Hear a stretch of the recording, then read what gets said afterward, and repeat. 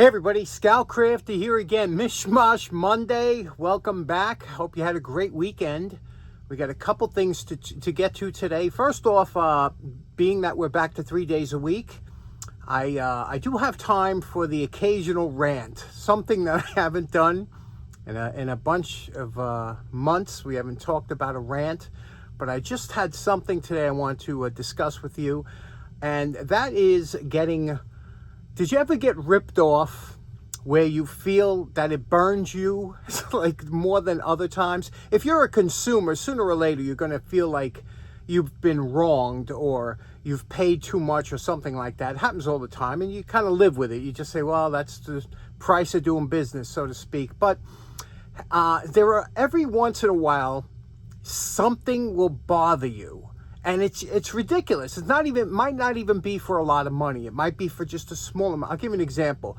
Years ago, I went to dinner with my girlfriend, and afterwards it was a summer night, and then I said, let's get an ice cream. And there weren't really too many places open at the time. I stopped at a small little deli, and I ran in there just to get one of those. They got a little frozen cooler there, so to speak, and I picked up 2 drumsticks. You know, the old drumsticks? They were just like a cone we had vanilla cone with chocolate. It was a frozen thing. They were cheap. They were always cheap. The delis always had them for $1 or $2. And I remember, now this is years ago, I remember going up there and I handed a guy a $10 bill. It was $8. And I was like, for 2 drumsticks, $8? I was like, man, you could buy a whole box of these for like $6. And I'll never forget that, because that stupid little, it burned me. That I was like, God, that was a rip. I got ripped off, and obviously I never went back to that place again. But it's something foolish, and there's always something that'll trip you off. But let me tell you what happened here. A quick one. I have to get my car inspected every year, as we all do here in New York State. And it's a real pain in the neck. Everybody hates getting their car inspected because, you go to the mechanic and if you got a good mechanic, it's 1, 2, 3. But if you got somebody that you don't know, it's a pain in the neck, and they go through the whole thing. So my mechanic happened to be out at the time, and I couldn't go to my normal mechanic. So I went to a stranger, and my truck is good to go for the most part. And he went through it with a fine-tooth comb, and he found that there was 1 license plate bulb. There's 2 of them there, but one of them was out. And he said, yeah, it won't pass inspection with this light out. So obviously it's a pain in the neck to get that. I said, well, can you put it in? I don't want to have to come back and have a reschedule. So he says, yeah, so I said, all right, just put it in, a license plate bulb. So he goes about, he takes it out. It takes him literally less than 5 minutes. And I say, okay, so now it passes inspection, whatever. I get the bill, and I look at the bill, and the bulb, he charged me $14 for the bulb. And I was like, oh, man, again, that when the blood drains from your face, when you feel like you're getting, that's twice that happens. The blood drains from your face when you feel like you're getting ripped off or you're getting a bad haircut. You know what I'm talking about? So... sure enough, I was like, $14. And then I look, that's just for the part. He charged me $20 to put it in. $34 for that license plate bulb. To this day, it still burns me. I was like, son of a gun, did that hurt?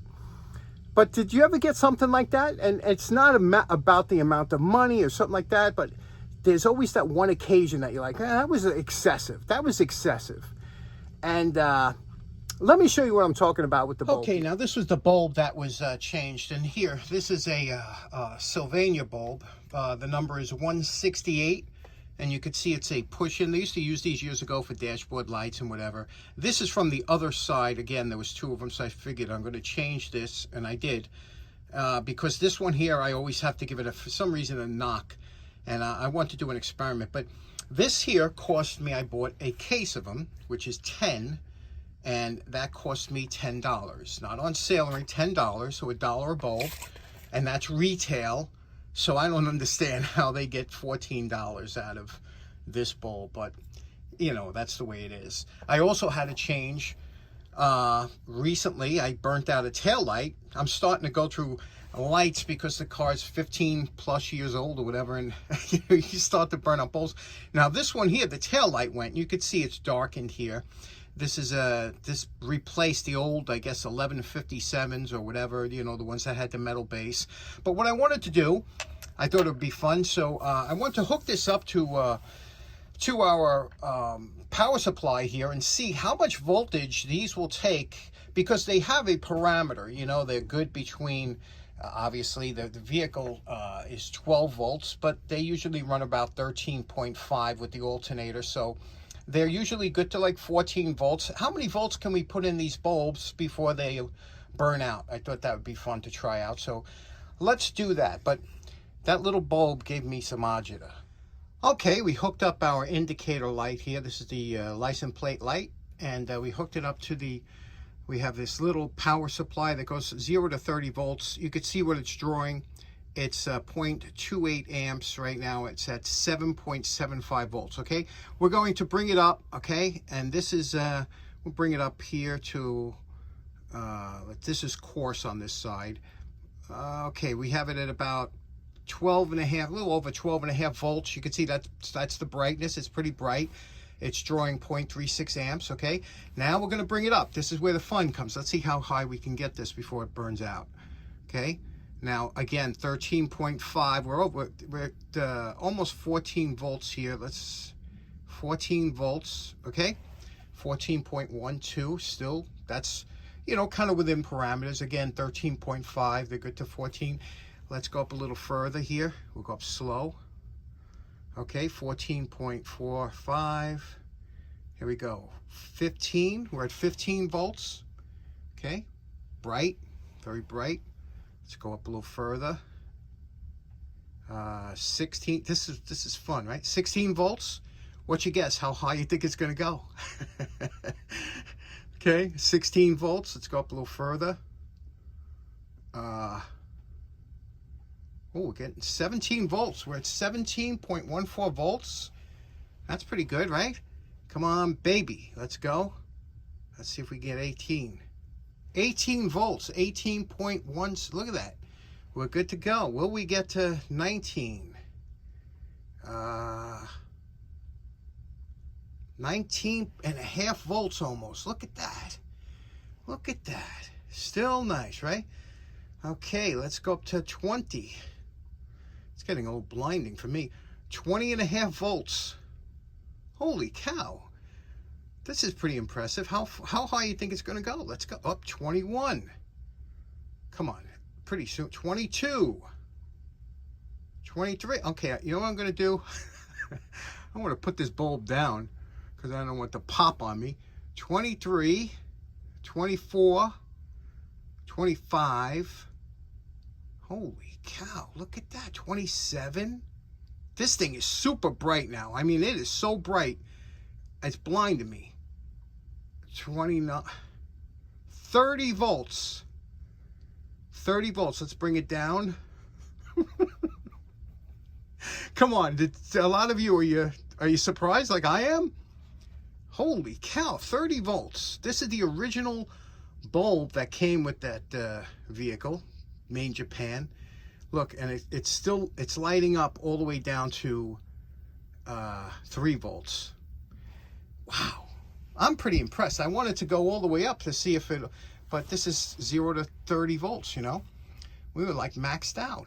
Are you impressed with that? Let's see the other bulb, if that'll take the same kind of voltage. Okay, now we have the tail light. Now, it was the tail light that was broken, so I have it hooked up to the brake light. Remember, there are 2 filaments in that bulb, a brake light and a tail light, so I have it on the brake light. Now we're going to bring it up. I'm not going to hold that one again. Not that I've ever had a bulb pop, but you know, I'm chicken like that. So let's bring it up, okay, and see what we can get it to. Here's okay, let's bring it up to, okay, this is normal operating. We got 13 and a half, 13.6. That's normal operating. That's the brake light. Remember, when you step on the brake. Now we're going to bring it up, see if we can, do you think that'll go as high? It's a whole different kind of bulb, right?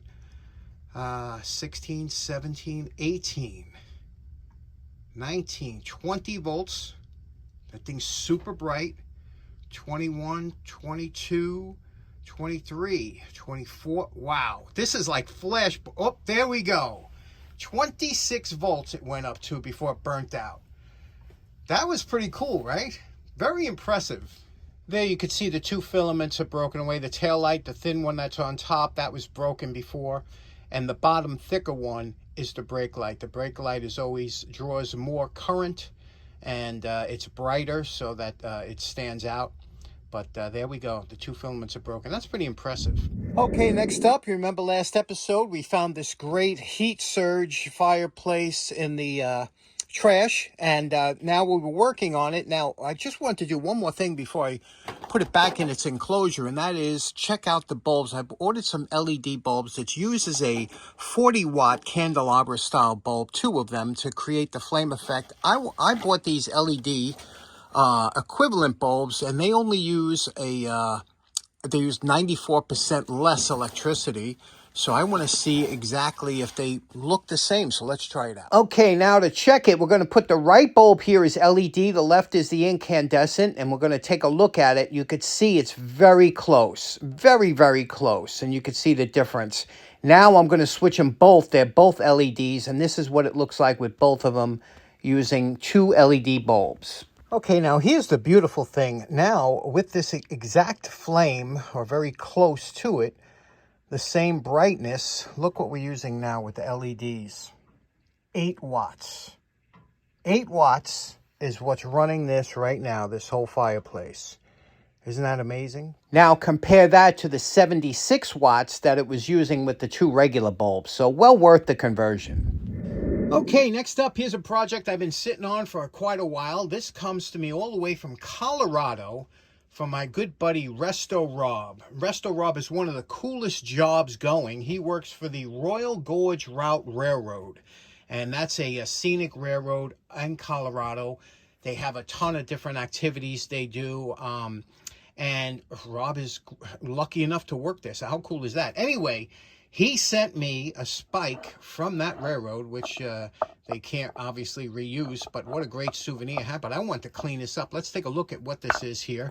And you could see here the kind of, you know, what's on there, right? Look at this, how the years of rust from being in the ground and whatnot. But anyway, what we're going to do is we're going to try and clean this up to make it a nice souvenir piece, because it did come from that scenic railroad over in Colorado and good old Resto Rob.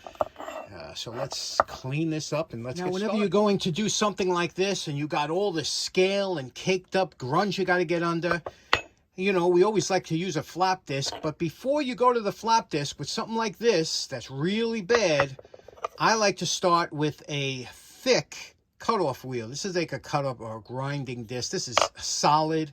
And these discs don't wear down very much, but they will get, and they won't leave you a nice surface. They'll leave you a horrible surface, but that'll get through the thick of it. And then you go to this, and this is a 60 grit. You can see here, P60. It's a 60 grit, and that'll make quick work of smoothing it out. And then we could go to a finer grit. We could go to one of your worn discs that are. And that's how you get to a nicer finish. But we're going to make this pretty nice, so let's get started. Now, the last thing you have to be really careful about when you're doing something like this is going to make a tremendous amount of particulate to get into the air. Rust and scale and just metal. So you want to have a good filter, and the first thing you're going to need is a good mask. Try to use one of these masks, not one of these. These are okay for certain jobs. You need something like this for this kind of job. This is an N95 mask, and it's got the, I like the one with the little valve in it that lets the exhaust, when you breathe out, it shoots out of here. So I like these N95. And then also for my box fan, I'm trying out a new filter here. This one here is called the Easy Flow, okay? And this one here, now I tried the paper towel, just wasn't letting enough air flow through there. I usually use the corrugated ones, but I want to try this out, and this is a good project to try it with, so we'll see how that works. Okay, we have our grinding disc in here, and now we put it into our corner vise here. It don't have to be super solid because you get a good grip around the whole thing, and we're just going to work one edge and then flip it and the other, and then keep doing it until we have all four sides done.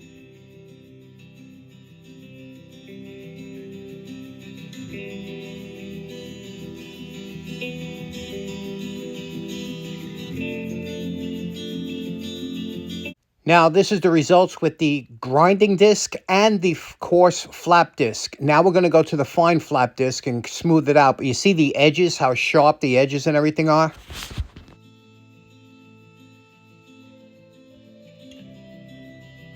Okay, this is with the fine flap disc done. And now we're going to hit it with the belt sander and also the fiber wheel. But we got to get those edges softened and make it smooth.